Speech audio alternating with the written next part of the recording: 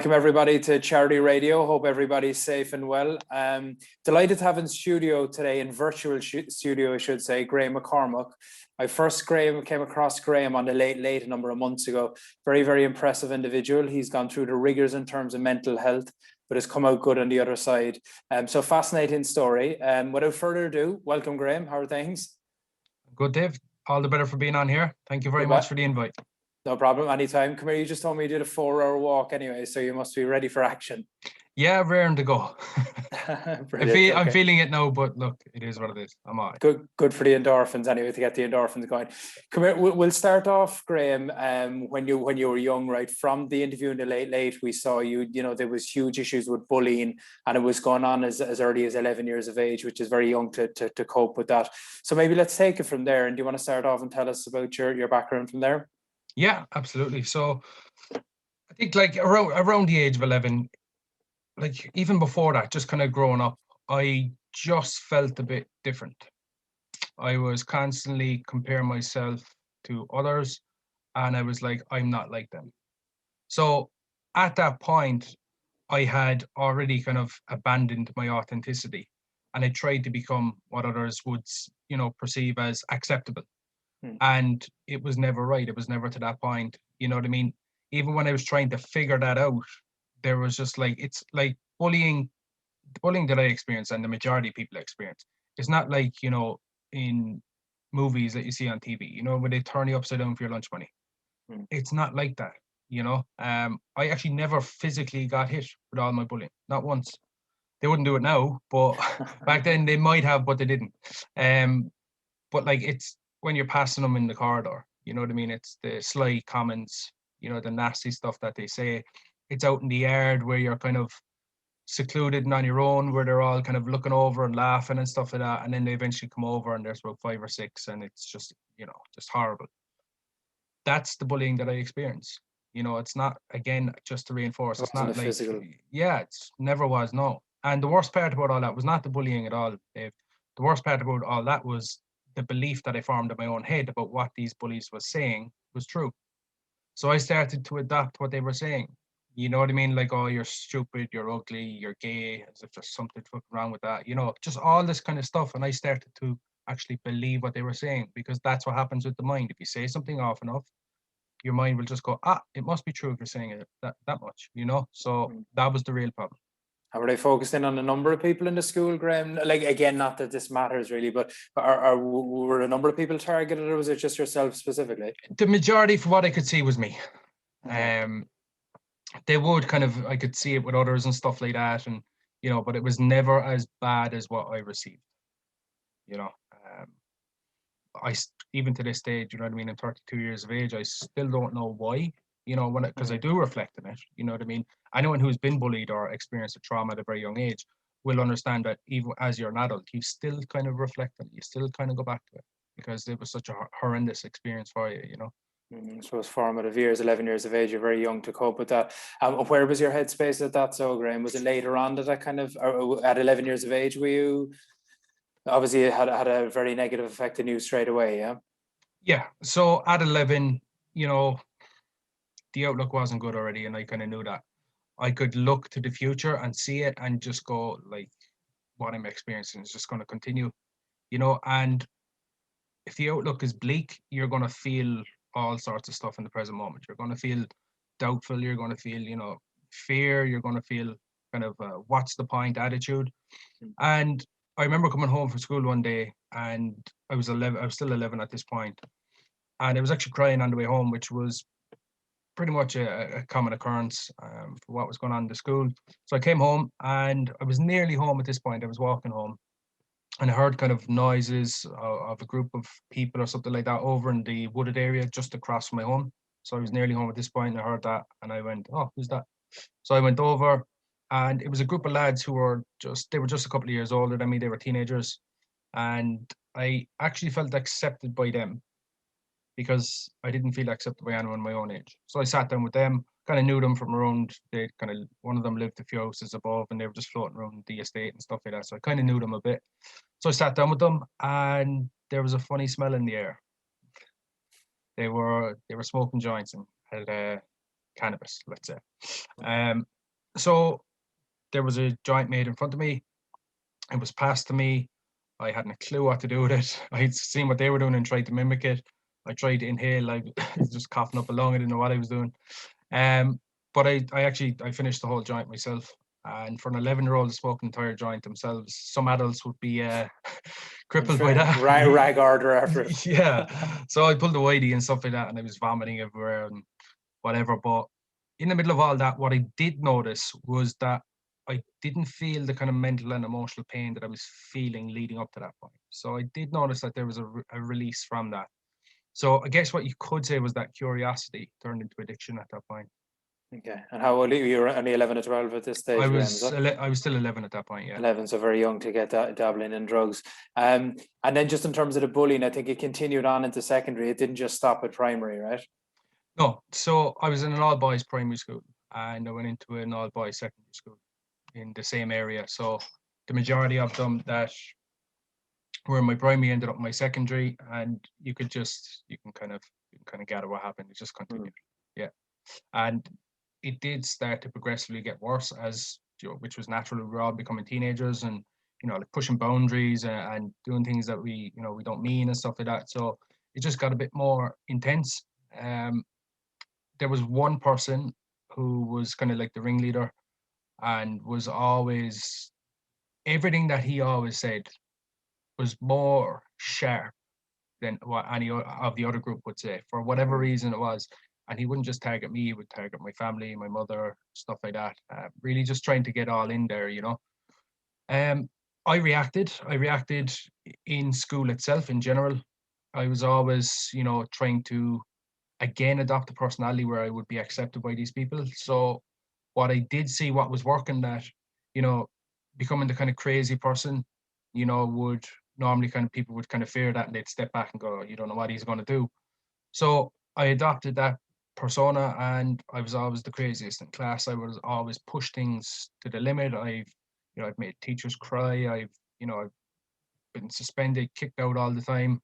And the very last thing that I did in the school was in fourth year, when I was 16, I was drinking alcohol on school property, and I finished a bottle of beer, and I just grabbed it by the neck and I fired it across the yard, and it smashed off the wall next to my principal. So I tried to hit him with the glass bottle that day. So I thought I got away with it. I thought I was the big boy with a big group of lads or whatever, and I just got yanked from behind into the principal's office by a teacher. Principal came around into the office with a big bull's head and just said, "Get out of my school. Don't ever come back." That was the end of it. That was me finished with school, yeah. And can I just ask, Graham, in terms of why, it's hard to say exactly why you were doing it at that stage. Do you think your acting out was part of it, maybe to get acceptance within the group, that like you're a bit of a hard man and here's what I can do kind of thing? Or was it manifesting because of anger inside you? Or what would you put it down to? I would put it down to a lot of things. Definitely what you just said there, reacting to what was going on inside me. You're not taught how to process your thoughts or emotions or your behaviors in school. And that's a major problem, I believe. So there was that. There was, trying to be accepted by this group, and, being the crazy guy would kind of keep them away from me, and, they wouldn't be so kind of nasty and stuff like that. All in all, it worked in a way, but then it didn't, because I got expelled. My education had halted abruptly. At 16 years of age. Okay, so the bullying started at 11 years of age. I mean, the drugs kind of seem to follow soon after. 16 years of age, you're 5 years taking drugs now at this stage. You've been bullied for a long time. You're expelled from school. Where are you at this stage of your life, Graham? What's next? Or well, at that point, like, even up to that point, from 11 was drugs, 12 was alcohol when I had my first drink. I just started to explore. And I was just trying to explore ways, like my intentions were to see which one could mess me up the most. And that's, another form of escapism, a non-acceptance of the here and now, So there was that going on in the background. And when I got expelled, I was just like, here's my ticket now to really destroy myself. I was delighted to get expelled. I didn't care about my education. I didn't care about life. I didn't care about what I had done to other people or how my actions would have, that ripple effect.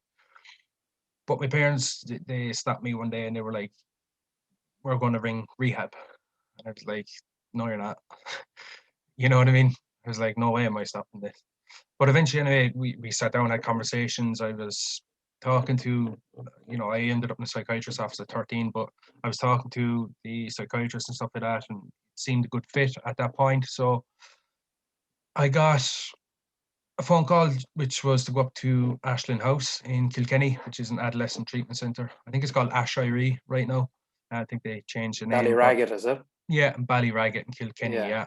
So went up there, had an assessment. My mother was there with me in the assessment, and whoever it was, the assessor or whatever title he has, was just asking me, like, what drugs have you taken? And, I just listed out everything, you know what I mean? Ketamine, glue. I ask you, okay, what were you taking? Ketamine, glue, ecstasy? Tipex, fucking links in a plastic bag, link scans, just everything, like. Anything and everything. Yeah, and I always remember my mother breaking down in tears, and just being like, I never knew he was doing any of that, like.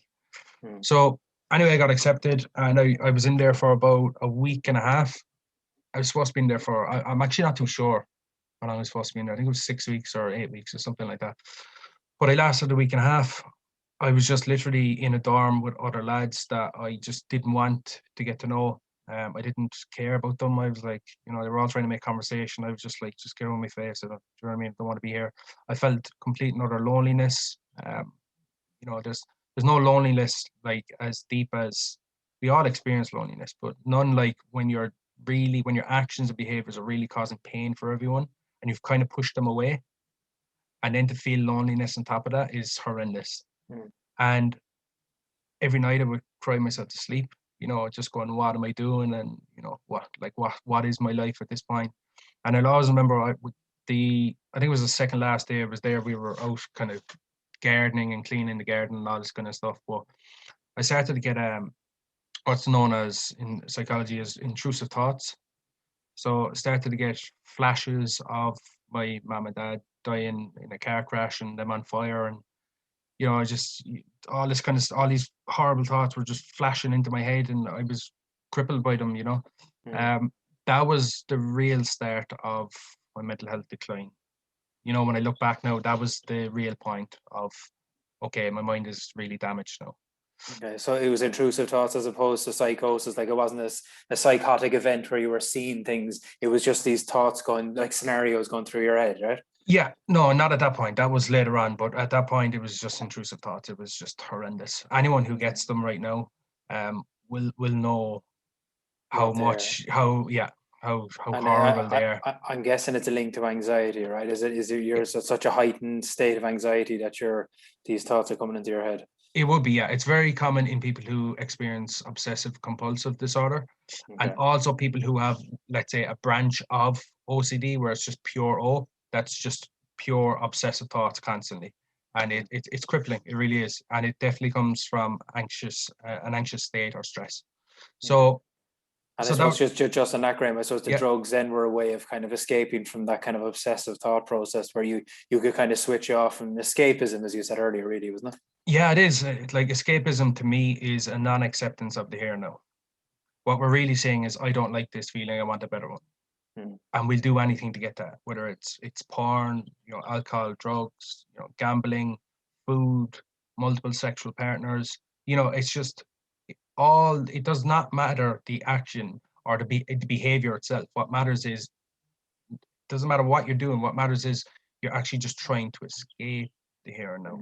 It's instant gratification, isn't it? Yeah. I didn't know about all that. You know what I mean? Instant gratification, meaning like I want it now. Like, delayed gratification is what I strive for. I still get urges, you know what I mean? I still get urges to use. I still question my sobriety and stuff like that. And what I do is I stop for a minute and I go, what am I trying to escape right now?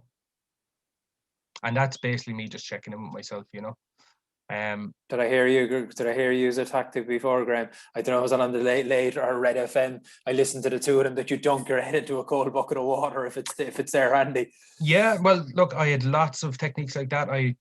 They all came from a therapist years down my story, which we can touch on in a bit if you want. But yeah, dunk my head in a freezing cold sink, to shock yourself out of the experience and bring yourself into the here and now. Running up and down my road, sprinting.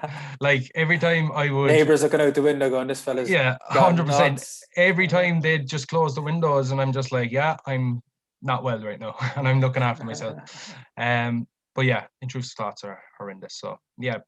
Great. So we're up to 16 years of age. So, right. So, I mean, there's a huge amount gone on already. I'm assuming if you were there 10 days anyway, Graham, you didn't last any longer than that. You came back to Cork, I'm assuming, and quite quickly afterwards, yeah? Yeah. So I was in a relationship at that point. So I came back to Cork and I just went back to normality. And normality for me was just like, F this and F that and F you. I don't care. And I'm just going to live my life. So that continued for a while. And when I turned 18, the girl that I was with became pregnant, my partner. That was a shock. I thought I would have been able for it until throughout the entire pregnancy, my inner critic was just hell-bent on crippling me, destroying me, beating me down to the floor that I just can't get back up anymore. You know, with all statements like you're going to be a terrible father, you're an addict, you're a scumbag, so what's the point? And you know, all these thoughts were going around my head just constantly. Again, no way to process them. Didn't have a clue that we could actually go in there and process these thoughts. You know what I mean? You are not your thoughts. Thoughts are not facts. I did not know that. So that happened, and then my daughter was born, and yeah, I can't really put words on it. What an experience that was. Got to cut the umbilical cord, and just the whole moment was amazing, you know. And could you appreciate it at that stage, Graham? Because it sounds like your head was in a horrendous space. Could you actually appreciate it, or is it only looking back now you can say, well, it was a great experience, but at the time you didn't fully appreciate it? Yeah, I think that, you know, if I was not going through what I was, then I could have appreciated it more. Now, I could very easily, you know, beat myself up for that, say, oh, you should have been in a better place. But, you know, I'm forgiving of myself back then. You know what I mean? I've done the best of what I knew in any given moment back then. And I can't compare my present self to my past self. Because now I know better, but then I did not, you know? So there's an act of forgiveness there. But yeah, so daughter was born, could have appreciated it more. Moving forward, I think my daughter was around 3 months when I left the thoughts get the best of me. I was completely crippled. I saw no way out, and I just thought I was better off dead. So I broke up. Sorry, Brian, were there drugs still playing a huge part of your life at this point, or had you kicked them to the curb? No, they were still there. They were always there. They were always there, yeah. So I remember sending the message. I was at home.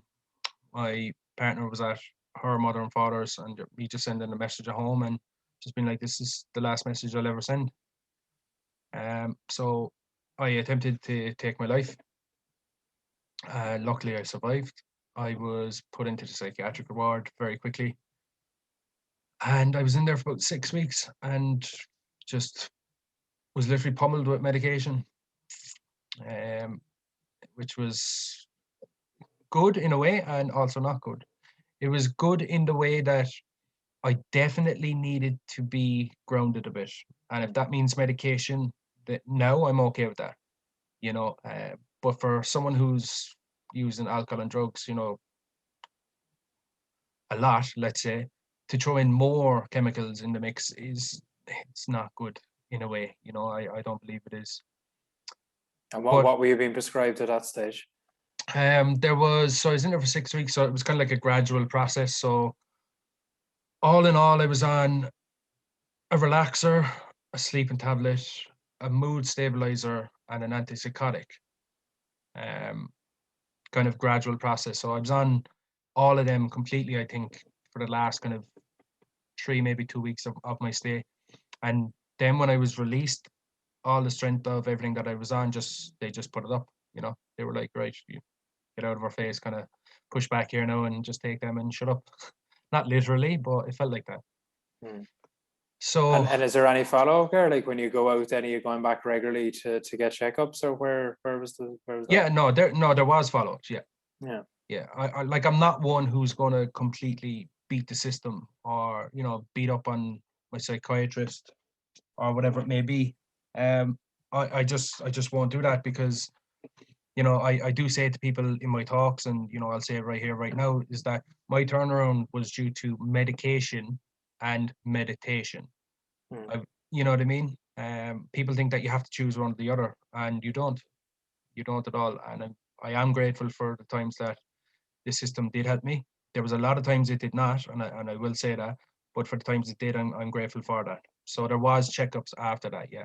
Okay, so I mean the medication was needed obviously at that stage. And how long were you on the medication for then or thereafter, Graham? Or was it? I'm assuming that it was you were gradually weaned off it eventually, were you?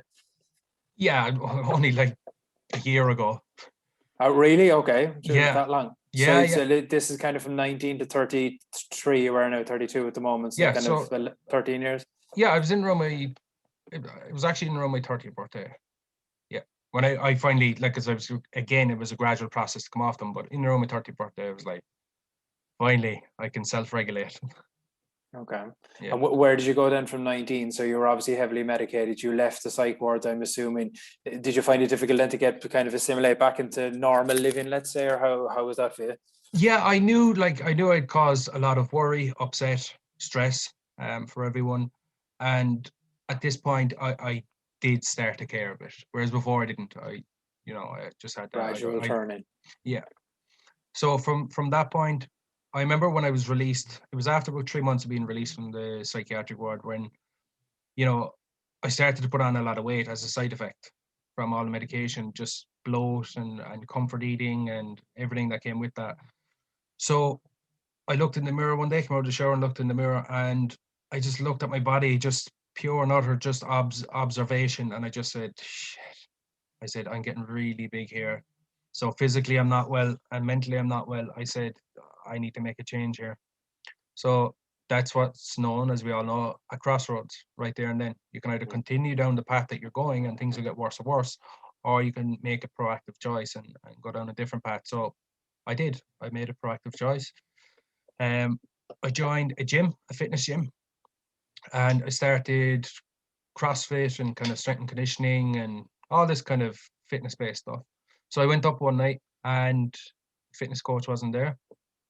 So I literally had an hour to kill. It didn't look like another coach was going to come along anytime soon. I looked across the gym to the other side of the gym and there was a boxing class on. So I said, all right, might as well go over there, have an hour to kill, go in there. So joined that class. It was about 45 minutes of technique, and the last 15 minutes were sparring. Now, I never sparred before. I had a couple of fist fights or a good few, to be honest, just completely high and drunk and all that. But this time I was sober. This time the fear came up, and I was like, "Oh, there's people in here now who are going to beat the shit out of me and whatever." Like, so I just went in anyway. So I went in sparring and I did get beat up for about 15 minutes. But like a part of me was like, okay, so you can either just leave this discomfort and never come back, or you can stay within this discomfort and grow and learn.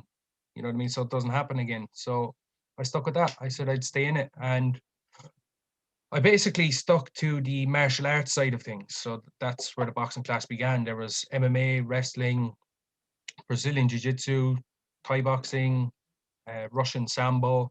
There was loads of martial arts, so I started to cross train in all of them. I just engrossed myself in the martial arts, and I remember I was training for about 3 months, and my coach came to me and said, "Would you like to fight in MMA?" That And soon. I mean, it was very, very quick. You only started 3 months ago and you're already been kind of built for MMA. Yeah. Like it's yeah, a very fast progression. yeah, no, it's. I always had a kind of a fast progression in the sport. I was just a natural to it, and I never knew it up until that point. Mhm. You know what I mean? Some people they just don't know it their whole life, and they go their whole life without realizing that they were an absolute natural at something because they didn't experiment or experience it. I did, and I did. I moved up very quickly, and he asked me would I fight in MMA, and pure ego was like, yeah, of course I will. Who is he? Bring him on. Yeah, but deep down I was When like, you hear when you hear MMA, I suppose the first person that springs to mind is Conor McGregor and $100 million fight with Floyd Patterson. But like what level when you say MMA now? What level are you coming in at initially? so there it's amateur. So that is zero money and lots of lumps and bruises, basically. So it was my And it's not first. on a national level, obviously, either in Cork or Dublin or somewhere, was it? What'd you say, Dave? Where was it on was it a national competition, like you were fighting either in Cork or Dublin or somewhere? No, it was regional. So like it was actually just Also, local. Yeah, it was in Cork. It was in right. Neptune Stadium, which is a huge basketball stadium here in Cork. So yeah, so on the 27th of November 2010, I had my first MMA fight on probably the biggest show in Europe, Cage Warriors. Yeah. Oh, right. So there's cameras there and everything. Like it's been televised all over. Yeah, I was being recorded walking out. I hadn't a clue why this fella was in my face. I just wanted to get in. There was about 1,500 people. Wow. There Okay, was so yeah, that's what I was trying to get my head around. I was kind of thinking, okay, is it MMA in terms of that you're just in there kicking the head off a fella literally in front of about 2 or 3 people and coaches, or is it a case of like there's, as you said, 1,500 people and a camera crew and it's been televised? So it is the latter, obviously. Yeah. yeah, it's amateur level, but the show is high level. Okay, all right, very So impressive. Yeah, good man. yes, so I went in and I fought and I lost the decision. I went 3 rounds, but I was satisfied. For a long time, even when I was growing up, I thought I could never stand up to these bullies. I just thought that, you know, if it was an option that I couldn't do it, that they just beat me up and things would get worse for me. So I always kind of shied away from conflict when I was young. And that kind of stuck with me even throughout my teenage years. As I said, I would only ever have a fight if I was high or, drunk or whatever it may be. But this point, I was sober. I stood into discomfort. I felt the fear and I done it anyway. So I was, just slightly proud of myself, not overly, but slightly, yeah. No, a great achievement. And just in terms of your style, I know McGregor tends to be focused on boxing, and Khabib, I think, is more of a grappler. Where were your key strengths, or what was your focus in terms of MMA?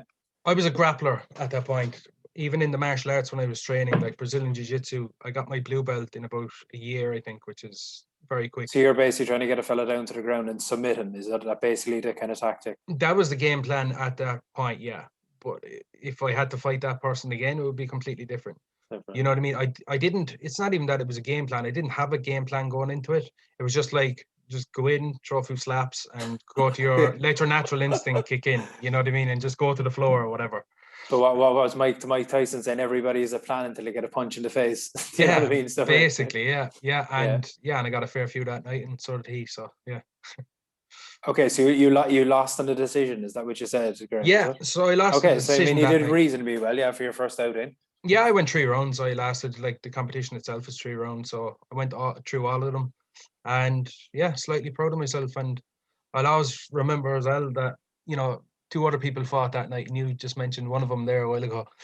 Joseph Duffy and Conor McGregor also fought that night, and Joe Duffy, he tapped McGregor in about 30 seconds, which was kind of scary to see. It's actually up on YouTube still. Conor isn't as big as he is now, but even back then, everyone knew him from knocking people out and stuff like that. So to see him tapped as well was kind of scary, and I was just like, I want all of this. I want this for the rest of my life. This is unreal, you know.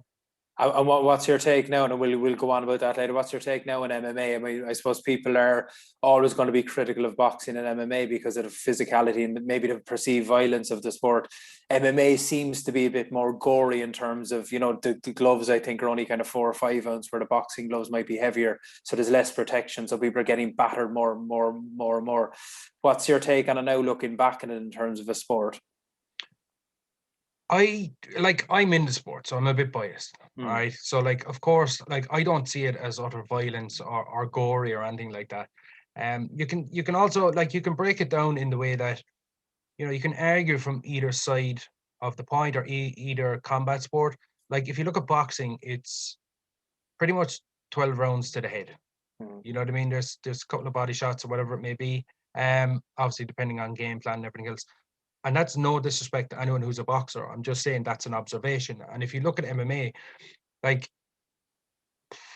I'm not sure of a percentage, but you could say 70% of the fights end up on the floor anyway, at least, it's rare enough for fights to stay standing. It does happen, but it's kind of rare enough. Even to look at Khabib, he just mauls people. He just gets them to the floor, holds them there, and throws a few slaps, and ref comes in and goes, that's done. You know what I mean? He lives to fight another day. He rarely takes a punch. So I just don't see it as utter violence, as I actually heard someone say before, or gory. But even if I was not in the sport, you know, and I was kind of, let's say, not uneducated, I suppose, for lack of a better term, but I understand that people would kind of see it like that. You know, if you look at it, two people, like even with elbows, and you can kind of rip someone across the forehead with an elbow and a knee to the face and all that. And I get that. But there's still a lot of grappling based involved where there's no strikes. Wrestling, jiu-jitsu, judo, they're all involved as well. So I suppose to take in playing devil's advocate for a bit, for somebody looking at it who isn't kind of educated in the sport, right? They know nothing about it. To that person, it's going to look like two fellas on the ground rolling around, as you would see on the street on a Saturday night kind of thing. Unless your eye is tuned in, you say, okay, that's what's actually going on, and you know there's a technique involved there, so it can come across that way. yeah, just on that, just for a second there, like if I call someone like that, I said uneducated for lack of a better term, right? Because if I call someone uneducated on the sport, they might get triggered. But what I'm saying is, if you go in and go to your nearest gym and you train and all that, you'll have a different perspective. You know, I've often been like at shows, or, you know, even in house parties, like years ago, obviously not now, but years ago, when, you know, two fighters go to the floor, Brazilian Jiu-Jitsu, and I can see everything that they're doing and why they're doing it, and what position is going to come about because they're doing it. But I've often heard people say, get up. I'm like, really, like, you know, it's, yeah. So it could be lack of education on the sport, but it is what it is. But I suppose it's a good way of channeling your anger. I'd imagine you had a huge amount of anger from, again, let's go back to 11 years of age when the bullying started. So you're now kind of talking, you know, nearly 10 years of kind of constant bullying, throw in a lot of other issues, drug problems, etc. So I'd imagine you're carrying a massive amount of anger and angst, and it's an ideal way of channeling that, right? It is. It absolutely is. Like, the main aspect of martial arts is basically to have, the core aspect is to have no ego. Okay. If you bring your ego onto the mats, as they call it, where you train, right, you're going to get hurt, or you're going to hurt somebody. And there is no place whatsoever for that. You know, if you're lads in boxing know this, lads in Thai boxing know this, lads in karate know this, like, leave your ego at the door. If you bring whatever's on your mind outside from home into the gym and take it out on someone, it might be given back, but you're not going to like it, right? And everyone's not going to like you.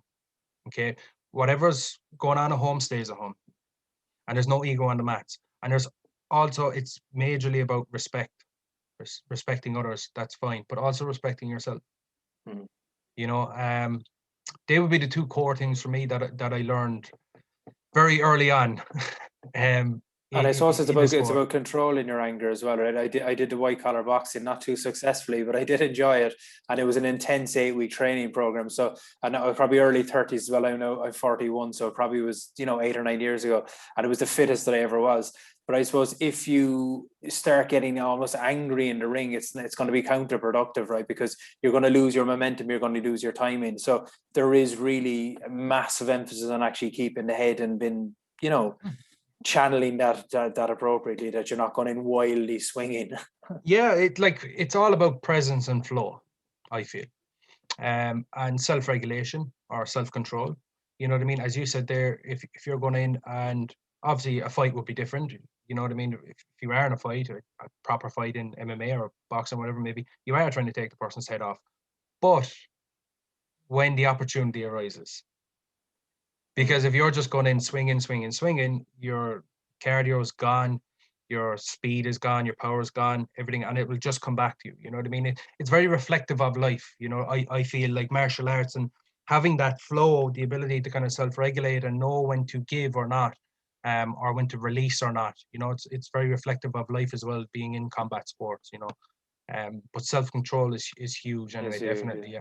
I heard Kieran McGeeney, actually the ex-Armagh footballer, he does a lot of it in Dublin, I think, and he was saying a very similar thing, that it is about that kind of self-control. Well, what would be your take in terms of head injuries, right? So, I mean, boxing being a classic case where fellas retiring, they're punch drunk. I remember looking at an interview with Jake LaMotta, who fought Sugar Ray Robinson, I think 6 times. He lost 5 Sugar Ray Robinson would be renowned as probably pound for pound the best boxer of all time. So LaMotta was a brilliant boxer. He just happened to lose to a great fighter a number of times. But his thing was you couldn't knock him. He literally was unknockable, like, and he got unbelievable knocks to the head. Now he lived into his 90s. He was a New Yorker, and the Raging Bull film actually is about him, and he lived to his 90s. But in his latter years, you could hear he was unbelievably slurred, his speech, you know. So you'd imagine on some level he was punch drunk. And there are a number of examples from Ali with Parkinson, etc., on the boxing front. What would be your take in terms of potential head injuries within MMA itself? Yeah, just within contact sport, and I mean it's not specific to boxing or MMA. I mean it's very popular now, or very spoken about here in rugby, even soccer. Fellas, you know, Gordon McQueen there recently, a centre back who played with United, I think, for years. Early dementia at 65. So it's about contact sport, really, to the head area in specific. Yeah, so like I think as a fighter, I think whether you're just training martial arts, so I'm going to separate the two of them. So if you're just training martial arts or you're a fighter, if you're just training martial arts, like it's going to be limited on some level, depending on how long you do it. All right. It like you're just sparring, you probably have 16-ounce gloves, shin pads, gum shield, everything else. If you're a fighter in MMA, like you either have 6 or 4-ounce gloves, depending on whether you're amateur or pro. You know what I mean? There's no shin pads, no nothing. It's different. It's a different level. But what I can see, like in MMA as a sport, you know, as a whole itself, is like the heavier the weights, the higher chance there is of getting that punch drunk state. You know, I've seen the kind of smaller weights. I've followed people's careers, the lighter weights and stuff like that. And you know, when they retire and stuff like that, I've seen interviews and you know, I follow their social media. They seem fine. You know. I think it's just in MMA specifically, the higher you go up the weight class, I think the higher chance there is for that, you know. But again, you're in 4-ounce gloves, right? You might as well not have them on at all. Not have them, yeah. Yeah. So look, there's a chance in everything. You know, as you said there, even rugby. You know, CTE was actually founded by studies done on American footballers. Yeah, that's it exactly. You know, so CTE is real. And I like John Kavanagh which is Conor McGregor's coach. He says that like you need to train smarter, not harder. You know, I see some gyms and you know around the country and stuff like that, and around the world where I've seen sparring videos and stuff like that, and they just go full throttle all the time in sparring, just because they have bigger gloves and you know, it's not going to cause that much damage. I don't believe in that whatsoever. I think that's a terrible strategy in sparring and training, when I believe that should be kept for the fight itself and try and minimize this damage as best as possible, because it's all about longevity. You know what I mean? Especially if you're a parent and you're 44 years of age in a wheelchair and unable to talk properly. No, that's not good enough. Nothing's worth that. Definitely, yeah. And just in terms of where you're at in your own career, so Graham, we kind of digress slightly on that one. So 19, or it was at 19 when did you make your MMA debut again? How old are you? 19? 19, yeah. 19, perfect. Okay, so you lost on a very tight decision after 3 rounds. Where did you go from there then? So there, as I said, you know, a while ago, it was like, I want all of this. So I committed to it, and I fought in MMA for around 2.5 years. I had 8 MMA fights. I won 5, lost 3. I had 2 boxing fights. I had around 30 grappling tournaments. As I said, I got my blue belt in BJJ. I was coaching pro fighters. You know, even though at that point I was amateur and I moved on to being semi-pro and stuff like that, I was coaching professional fighters on shows such as Cage Warriors. I actually trained the Munster rugby team in wrestling for their off season. Not an easy task, I'd say. No, 19 stone men. Unless they're Peter Stringer, and that's my claim to fame. I actually double-legged him. He was like, he actually called me out. He was like, do you want to wrestle? I was like, yeah, go on. So, and all the crew, all the squad were around in a big circle, like, and it was just me and him wrestling. And I double-legged him, and there was a big jeer. So. He was one of the first fellas actually to get into the gym. He always was fairly well bulked up, wasn't he? Even for when gyms weren't huge back in the early 2000s or late 90s. Yeah, he was definitely, he was bulked at that point anyway. Even for his height, yeah. Yeah, and But he went on again. You're talking about longevity. He's a fella who I think he was still playing into his early 40s. I think he went over to Bath or somewhere over in the UK. So for a rugby player, it's phenomenal. In fairness, you know. yeah, like if you're living in your passions, you know what I mean? He's clearly passionate about rugby, the sport, and everything that comes with it. If you're passionate about MMA or boxing or Thai or, you know, whatever it may be, like, you want to stay in that as long as possible because it gives you such a feeling. It's your passion. And if that's true, then longevity is key, and minimizing damage as much as possible, and just looking after yourself as best as you can, you know. It's definitely, longevity is key. That's key, Absolutely. yeah. Yeah. So you were 19. So like, I mean, you started young enough, in fairness, because MMA is a kind of recent enough phenomenon. It's not like boxing that's been around for hundreds of years. It's a newish, you know. So 19 is relatively young to get into it.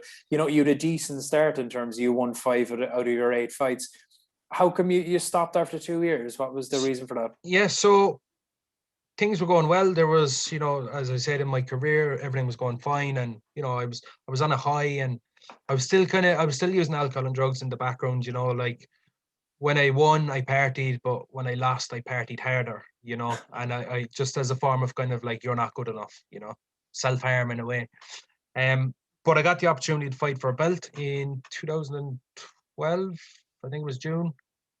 So I did. I went down and went into the cage. Where was this now, Graham? That was in Wexford.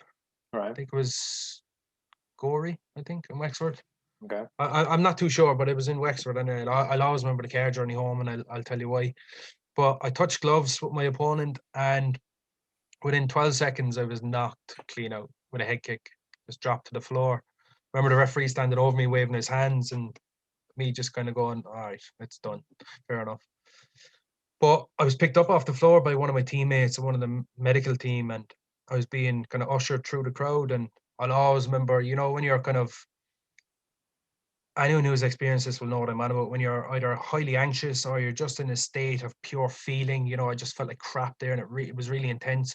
Your senses are hypersensitive, so you'll hear the smallest thing from really far away. You know what I mean? And you'll pick up on everything. And I'll always remember, like, the lads just like laughing and jeering and saying, you know, better luck next time and all this. Like, lads who were just full up of points and, you know, buffed up and would never step foot inside a cage or a ring, you know. So I went into the back room, and my coach was there, and I remember sitting down on the bench, just a typical GA kind of locker room, do you know what I mean? The bench and shower and all that. And I was just sitting down, and I just put my gloves on the floor, and just, even the act of that was like, I'm done, you know. And I was like, I'm never fighting again. So it was black or white, you know, black or white thinking. You know, 1 minute it's going fine, and it's like, I want this the rest of my life. And one blip, which is literally all it is, you know what I mean, on reflection. But back then it wasn't. It was huge to me. It was just like, I'm done, I'm out. And that was very similar to my personality in a way, because like, even with my MMA fights, I either won or lost in the first round. So everything was like, you know, it was like, and no, and no. Okay. You know, So I was just up it's a in kind the, of pattern that you brought into MMA as well. yeah, it's a personality pattern, or of who I was and how I was in that moment, you know. But yeah, so I went from there, and I just said, that's it. So I walked away from, you know, basically everything that was keeping me sane. I had somewhere to go. I had something to do. I had to look after myself. I had to think of my teammates. I had to have goals and work towards them. All that was gone now, and I was left with basically a hole in my life of nothingness, and still using alcohol and drugs and feeling horrendous. All that is a recipe for disaster, and a disaster it did turn into from that point. And I'm assuming then, if like the 32-year-old Graham now who we're chatting to today, I'm assuming if you were back then, you would have continued with MMA, right? I'm guessing. You tell me. Would you Yeah, have absolutely. No, continued? Yeah, yeah. absolutely. Yeah, like, I just, like, with my personal transformation, like, the biggest thing is my outlook and my perspective. That's what's changed majorly. And back then, I do believe, it is an assumption, but I do believe that I would have kind of looked at it a bit differently and said, okay, tomorrow's a new day. Let's go. You Keep know? on, plow on. Yeah, yeah, yeah. Okay, so the trouble started really from here. So you give up the MMA after 8 fights. What's next in the story, Graham? Absolute crisis is next. So from that point, let's say the middle of 2012 until the 31st of October, 2016, there was 2 further suicide attempts. There was 8 more psychiatric ward stays. There was me ending up homeless. There was me not allowed to see my daughter for 3 months. There was a self-harm incident that I nearly had my hand amputated. Had to have 3 plastic surgeries for that, and about a year and a half of intense physio. There was 16 tablets a day for my mental health alone. I was diagnosed with Crohn's disease. I had to have a bowel resection where a large part of my colon was taken out. I was on medication for Crohn's disease. I destroyed all my relationships. No one was really talking to me. Everyone had pretty much given up on me, including myself. And yeah, it was absolute crisis. That's incredible. The 4-year period, that's unbelievable. I don't know where to start with that, Graham. That's a huge amount to take on as a young man, you know. What kind of sprung out? A number of things actually, but the homelessness kind of sprung out. You know, you kind of briefly touched on your parents there, and they seem to be, you know, very caring and understanding people. How did it get to the point where you end up homeless? So basically I was kind of using at home, and I was drinking at home, and you know, just not being their son, let's say. And they always would have like random drug tests, and I would always fail. And you know, they were just trying everything. You know, they even said like, you know, we don't care if you use outside the house, you know. And that didn't work because I would come home high then, and cause arguments, and you know, I've broken up my room. I've like the amount of times they had to call an ambulance because I self-harmed, and there's, you know, just obviously blood coming out of me, and I just put them through hell, and understandably they really had enough, you know. As I said, like they never said, they never said they gave up on me. They never like literally said that, but I felt they did. And at that point I felt they did, but no, they didn't give up on me at all. But back then it felt like, right, okay, even my parents are giving up on me, you know. It's really bad then.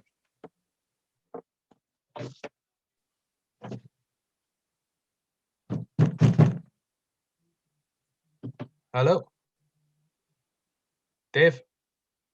Back again, I think, Graham. I think you Back went again, wonky there for a while. Can you hear me? Yeah, I can hear you there now. Yeah. Back again, sorry. Yeah. Yeah, fire away there, Graham. It went for about the last 15-20 seconds, I'd say. Yeah, so basically they just had enough. They really did. And they'd always kind of like had enough, but they'd always give me that kind of leniency again, and kind of go, we'll give you another chance. And you know, but yeah, at that point they really did. They genuinely had enough. And when you say homeless, I suppose the different levels of homelessness, really. Like, did you just leave your family home and go elsewhere? Did you go into a hostel, or were you literally on the streets? Like, what was the extent of it? Yeah, so I remember leaving my home at that point, and my intentions were to throw myself basically in the river, and just, you know, my parents had given up on me. That's kind of as bad as it gets, really. And I remember kind of sitting on a block in Patrick Street in Cork City and just crying my eyes out. And these kind of Mormon, you know, the Mormons that kind of come up to you and they chat to you and stuff like that. So they came over to me and they were like, "Oh, what's wrong?" and kind of chatting to me. And, you know, and I was just like, I don't care anymore. I'm just going to throw myself in the river. So they kind of looked after me. I went over to Vincent's Hostel, which is a homeless shelter here in Cork City. Went over there. They couldn't take me in straight away. They said that I had to go to a social worker and then come back with a referral and all that kind of stuff, and about my mental health as well and all that.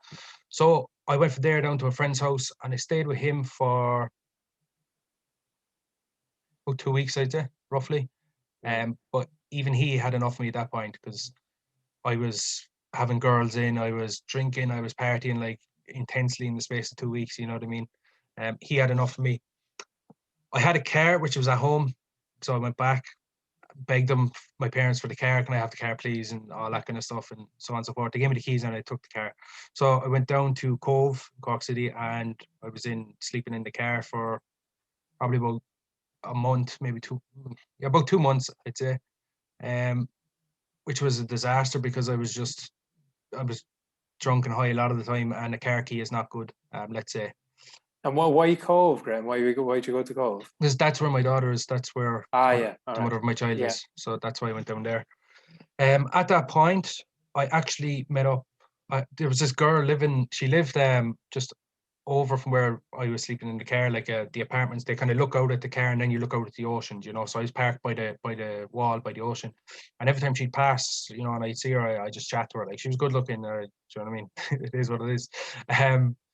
But yeah, so we got chatting and she invited me up one night, so I went up, and you know, that was a very toxic relationship from that point on. I stayed there for a while. That went on for years, and there was Geez, you just didn't do too bad, Graham, for a fella who sleep in your car. You were picking up women down a cove. yeah, no, I was doing. You look, what I only seen it recently on Facebook, and I was like, that's me. So a hobosexual is someone who gets into a relationship because they're homeless, right? So now, whether it's the thing or not, but I just seen it on Facebook, and I was just like, that was me years ago. Jesus Christ. But anyway, yeah. So I went into that relationship, fell apart, and I ended up in Vincent's hostel for about 6 weeks, and had my own key to my room and stuff like that. So it was safe enough, let's say. But yeah, I was just kind of all over the place and sleeping in my car, and yeah. Crazy, yeah. And then did we get to the point where you kind of turned your back in drinking drugs, or did it Yeah. continue after that point, or was there? Yeah, so on the 31st of October 2016, I was weighing 18 stone, 10 pounds. So I was nearly 19 stone. Now, bear in mind that I used to fight at 11. So that's a big jump. And that Nearly was double your weight, yeah. yeah, that was just constant comfort eating, you know what I mean? Like, my relationship ended because I was so big, and you know, I was just like, obviously not just because of that, but that was a factor in it, and let's say a big factor. Um, I just, you know, I was just like, what am I doing? Like, what is life? You know what I mean? I can't even kill myself. I can't. Like, I was calling myself a failure, and like, I was felt such a failure because I actually failed at killing myself. Even though the intent was there, let me tell you, the intent was to leave this planet. But yeah, I couldn't even do that. I was always saved by either the guards, you know what I mean, jumping in front of a train, or on the bridge, like, or overdosing and kind of waking up in hospital and going, "Oh, I'm still alive," kind of a thing, you know, or whatever it was. But yeah, at that point, it was just like, you know, look, I reflected on all my life, and I was like, you know what I mean? If you can't even end your life, like, you're stuck, you know what I mean? So if you're stuck, you might as well do something about it, you know what I mean? Um, I'm not sure who says it. I think it was what's his name? I can't think of it. But if you can't change the situation, change yourself. Basically, is what is said in that phrase. But that's what I done. You know what I mean? I had always, like, it's not like I was always using alcohol and drugs and never cared. Like, I did care. You know what I mean? I did want to come off them at times, and just be Graham again. You know what I mean? Before the shit hit the fan, basically. You know, just to be myself. And I'd always failed and relapsed, and you know, I was always going to therapists and all that. And you know, eventually I done DBT, which was huge for my transformation. Dialectic Dialect, behavioral therapy, yeah, is it? dialectical behavior. Dialectical, yeah. I heard you saying that in an interview. I hadn't come across it before. CBT, obviously, I had, but not DBT. But you were telling me, or you were saying in the interview, that there's a crossover. There's a lot of similarities between CBT. Is it?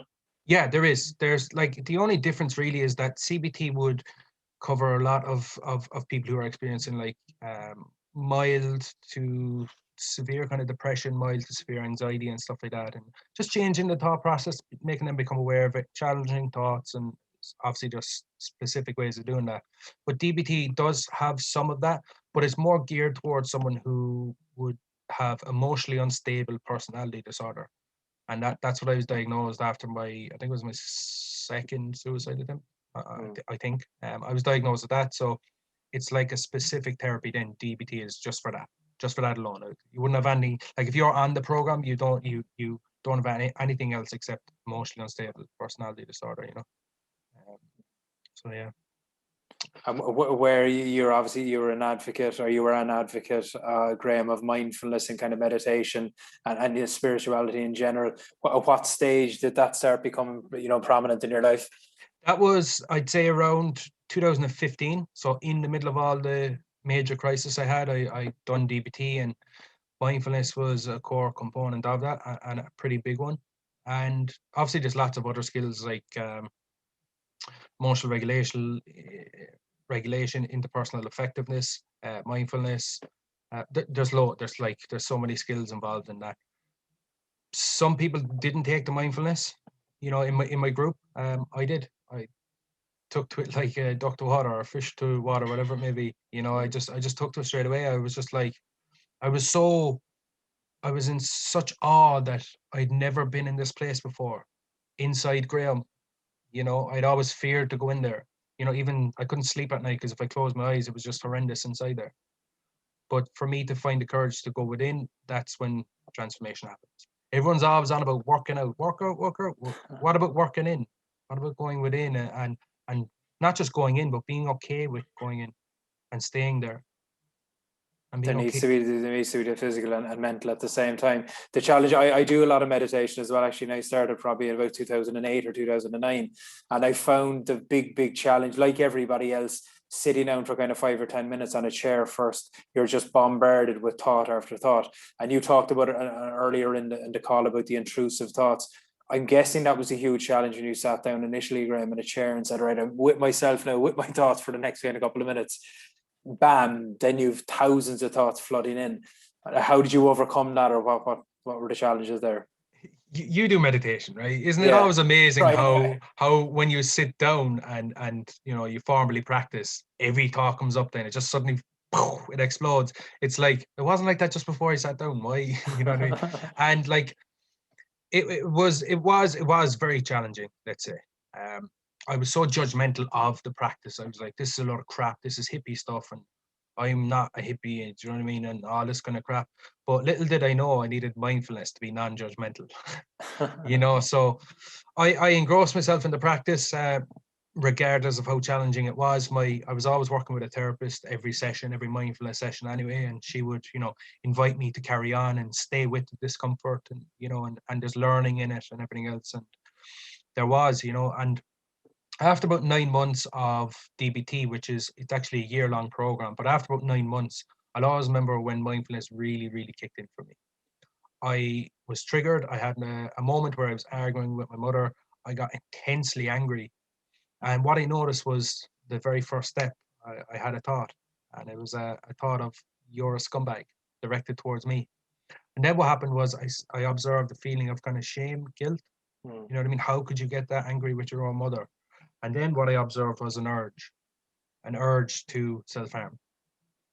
So I never before observed that there's stages to human behavior or the action or the experience. You know what I mean? So there's the thought, the feeling, the urge, the choice. You don't have to follow your urges. And then there's the action of whatever you do with it. You know what I mean? Whether you choose to sit with the urge and urge surf and let it pass, which it will, or to follow the urge and actually take that action. And then for every choice that you make, there's consequences, good or bad. So I did not know any of this before. And that was the first moment that I actually goes, okay, do you know what I'm going to do? I'm going to sit with this. I'm not going to follow the urge. I'm going to sit with it and see how long it lasts. And I just became curious about it. I was like curiosity is the key. And like curiosity turned into addiction for me. So I'm definitely curious a bit, you know, as a person. So I you know, my mind does wander sometimes as well with curiosity. But in that moment, I was like, okay, so just become curious. What does an urge feel like in your body? You know, what's going on for you? And for me, it was that's massive progress from where you were, right? Huge, absolutely huge. I like some people will never experience that, and it's an absolute shame. I believe, you know, but I was very blessed to experience that. Like from where I was to where I am now, even the way my intellect, the way I speak, the way I'm able to dissect things and break them down into stages and everything like that is huge. You know, I never had that before. Before I was just single-minded, full of emotion, and I don't care attitude, and just everything that came from that, you know. But now I stop, I pause, I mindfully pause, and I check in with myself, I check in with others, I check in with the moment, you know, and just observe. It takes time, right? Isn't it? Because I started it, and I honestly was going to give it up after about 6 months. I used to work with a fella who did it, and I was like you. I say, look, this is crazy. I went to a Buddhist center actually. In there, the Buddhist monk up on the top of his shaved head. I was like, this is just nuts. Like, get me out of here. And he said, no, keep going, persist with it. So I tried it. I tried it, say, for 6 months, and I couldn't do it.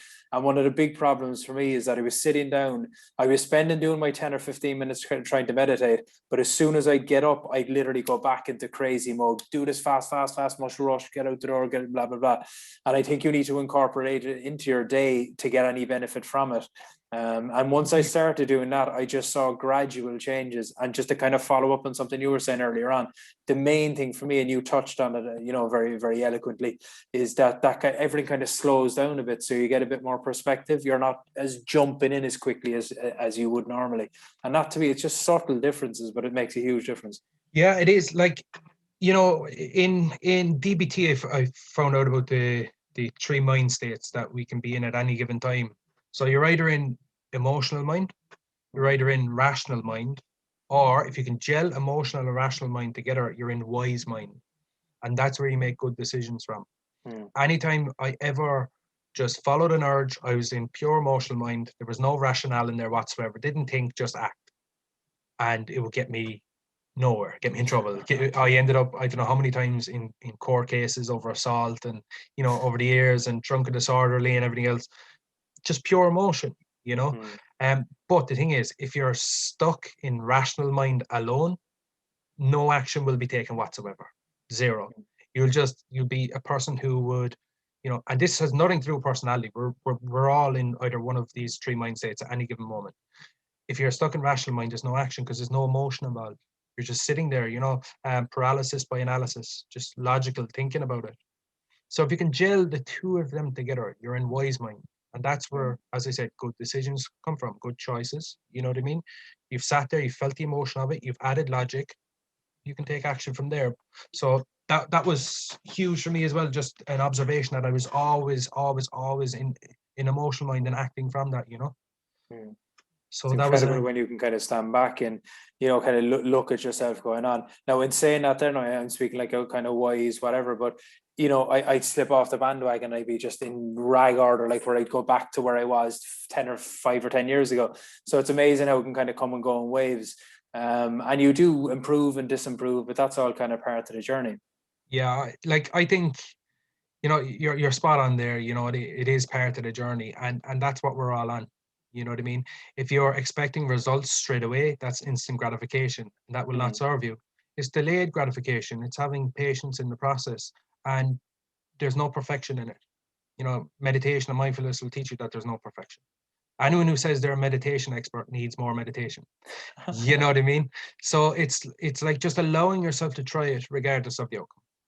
I feel, for anyone who's listening or whatever it may be, it's just definitely just trying it, being okay and allowing yourself to experience it. And the thing as well is that, like, you could go on to Udemy or whatever, an online course platform, and if there's a meditation course, let's say, right, and it's all theory, you could take that for 10 years and be an absolute expert in the theory. But then when it comes to the practical of actually experiencing the meditation, you haven't a clue. Yeah. You haven't a clue. You don't know, because it's experiential. And you have to allow yourself into that experience to get the full reflection and learnings and change that comes from that. And where are you at the moment, Graham, in terms of your headspace? Like, where are you at? Good days and bad days, I'm assuming, but overall, where are you at? Yeah, I'm good. Currently going through a breakup, and I can say that no bother. Okay. I'm using mindfulness. I'm allowing myself to feel it as needed. I'm not shying away from my emotions. I do feel urges to come up to use, and automatically I go, what am I trying to escape here? What am I not accepting right now? And that'll bring me back to myself. Everything always comes back to you. So I'm just sitting with it. I'm just doing what I can day in, day out. 1% better every day, is my mindset. We're not striving for perfection here. There is no perfection in suffering, 1% better every day. But I'm just looking after me. And anytime thoughts come in, I'm wondering about what's she doing. And, she's probably living the life of the life of her dreams and all this kind of stuff. And she's probably with him, or, all these, they're just thoughts. They're just assumptions. There's no truth in them. And you know what I mean? Just to sit with that and be okay with that, like, I was coming on here now today and I was like, will I mention it or will I not? But I will mention it, because the reason I am mentioning that I'm currently going through a breakup is that, like, I'm human. I'm not perfect. I have feelings, thoughts, emotions. I have urges. I have experiences. I'm just human. Yeah, I we could all say that, I do a lot of workshops on addiction, mindfulness, personal development, and, I could talk about this stuff all day long. And some people have kind of I could see it in them. I could read their body language, that they've kind of put me on a pedestal just because I'm facilitating the workshop, that I'm above them in some way. And that's absolutely not true. I'm human. I've just, I've experienced a lot. You know what I mean? We all have. If you're a human being and you're alive right now, you have a past. And if you have a past, it means you've experienced a lot, right? Absolutely. Such is human nature. You know what I mean? So I have experienced a lot, but there's a lot of learnings in that. And a lesson is only ever learned when you integrate the knowing, when you integrate what you know. Otherwise, it's just a waste of time. You know what I mean? You know the phrase knowledge is power? That's crap, right? Knowledge is only power when you apply what you know. Otherwise, it's just stored wisdom. And it means nothing. It's just a thought floating around in your head. That's it. You know, so it's about, you know, me now integrating what I've learned in life. And, you know, I'm confident I'll get through this. I know this too shall pass. And I know I need to have patience. I'm not trying to rush it. I'm not trying to, if I'm trying to rush it, I'm trying to escape these emotions and say, no, go away. I want this out of the way. I want this done with. No. And one of the most important things is that there is, but it will pass. And, you know, in Buddhism, they talk a lot about impermanence, and that it will go, the feeling will go, like a feeling of exhilaration will go as much as a feeling of dread or anxiety. It may take a while, but it eventually will go because everything moves on. You talked about workshops, Graham. Are you doing stuff on the workshop front, or what else are you doing, say?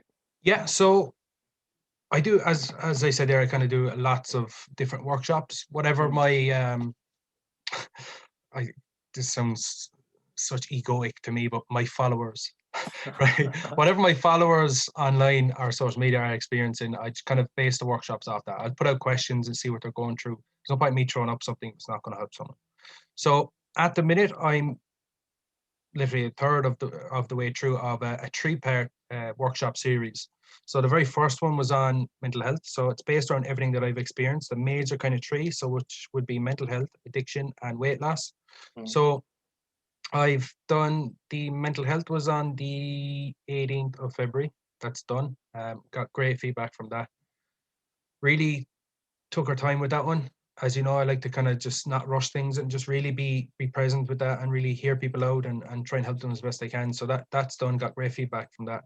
So I have, next up is addiction. So that is on the 1st of March at 7 p.m. on Zoom. It's a Zoom workshop. So there's still tickets available for that on Eventbrite. And then on the 11th of March, I have what's called Mindset and Sustained Weight Loss. So that is, again, another workshop. That'll be at 7 p.m. on the 11th of March. And tickets are also available on Eventbrite for that. Brilliant. And what's your website, Graham, for people listening in? So it's the Align Hub. Okay. The Align Hub. thealignhub.com, yeah. Or they can find, if anyone's listening and they want to find me on social media, it's a bit of a tricky name, but on Instagram it's ecom and grow rich. Ecom and grow rich. Just don't even ask me about that. But okay. If they type in my name as well, Graham McCormack, I should come up on Facebook or Instagram as well. Yes, yeah. Well, Graham, it's been an absolute pleasure talking to you. And look, at your stories, inspirational to a lot of people out there, and I'm sure people will get a huge amount from it. Briefly before we go, lockdown, how's that been? Because that's obviously in everyone's mind at the moment. How's the last kind of 12 months been for you? Yeah, it's something we're experiencing, right? Everyone's experiencing. So it will have its ups and downs. It will be challenging. For some, it's just challenging. For others, they're flying it. But such is the nature of human beings. We're all different. You know what I mean? So I would definitely not compare, you know, if someone's listening, not compare themselves to someone else. You know, why is that person okay during this and I'm not? There's no comparison in suffering. Zero. We all suffer. That person is suffering. They're just not showing it. All right. So that's what I'm doing. I'm kind of like not comparing myself. I've completely limited social media to a few messages here and there. And if anyone is on about the events, I will message you back on there. I delete the apps, then I reinstall them when I need to go on. So I'm not just constantly checking, because that to me is distraction. And even for me to be on my phone right now, to just be checking, then for me, that's escapism, a minor form of escapism. And, you know, I want to completely block everything out and really sit with myself and feel everything that's going on for me, you know? So that's what I'm doing. I'm really allowing myself to feel. I'm making me my number one priority, as you know, as we always should. We should always be your number one priority. and I'm taking it, you know, day by day, hour by hour, or moment by moment if I have to. And I'm okay, and I'm okay with that. Yeah. Great stuff, Graham. An absolute pleasure. And actually, we'll keep in touch anyway. Thanks a million for that. Legend, Dave. Thank you very much. Thanks All the everyone for best. listening too. Take care, Graham.